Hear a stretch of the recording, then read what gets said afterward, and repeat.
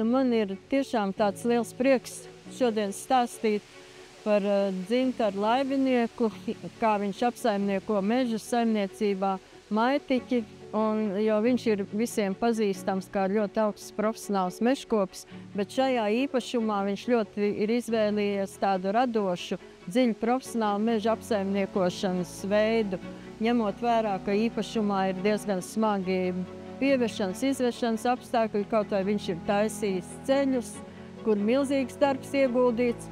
Mežā viņš pamatā saimnieko uz kopšanas cirtēm.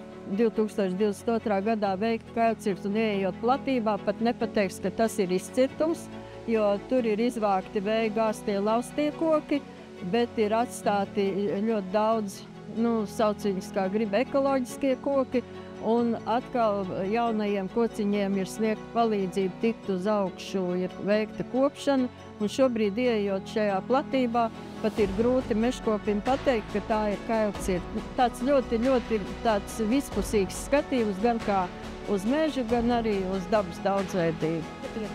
Šodien bija vienkārši brīnišķīga diena. Sākām ar tik fantastisku saimnieku bāliņu mājās Dobeles novadā, kur var redzēt, kā cilvēks mīl to, ko viņš dara. Ja kādreiz tur ir bijusi aizauguši brikšņi, vesti atkritumi, pielūžņots, piesārņots, tad tagad no tā pat neko nevar nojaust, iztīrīt starp dzelzceļu un lielo ceļu. Tāds fantastisks dabas stūrītis. Un šis stāsts par Zilo kalnu, kurš gan vairs diemžēl nav, bet kā saimnieks skaisti teica, arī žēl, protams, ka nav Zilais kalns, bet Zilā kalna grants ir ielikta nākotnē. Ir uzbūvēta Liepājas dzelzceļa līnija, un uzbērums ir taisīts no Zilā kalna grants.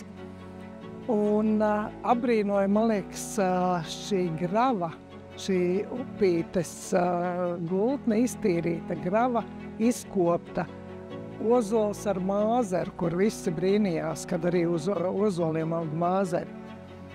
Skaisti lielie koki atsekti, lai viņiem ir ko elpot, un iztīrītas ievas un izkopti visi tie, kas traucē lielajiem skaistajiem kokiem augt. Šeit atkal parādījās, ka tēvs ar dēliem var izdarīt fantastiskus darbus, lai pašiem būtu labi. Dēls ir uzbūvējis mājiņu turpat dzīvo, tātad dēlam arī un jaunajiem patīk šai saimniecībā. Mazmeitiņa skraida un dzīvojās tur un priecājās. Tā kā šīs ir tās patīkamās sajūtas, ka tu redzi, ka ģimene jūtās labi, viņi saimnieko, viņi var nopelnīt, un viņi turpat apkārt visi mitinās un jūtās lieliski.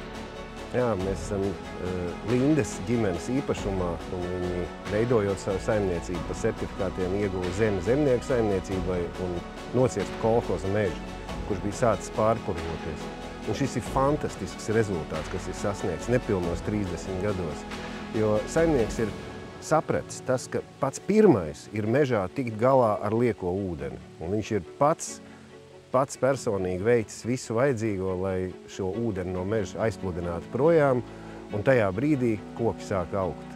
Un viņš ir Latvijas valsts meža tepat stādaudzētavā iegādājies stādus, sastādījis eglis, ir iekopts bērzaudzes, ir sastādīts priedes, un mēs tiešām redzam, ka šie koki ir mīlēti, un viņi aug, viņi tiešām aug katru dienu.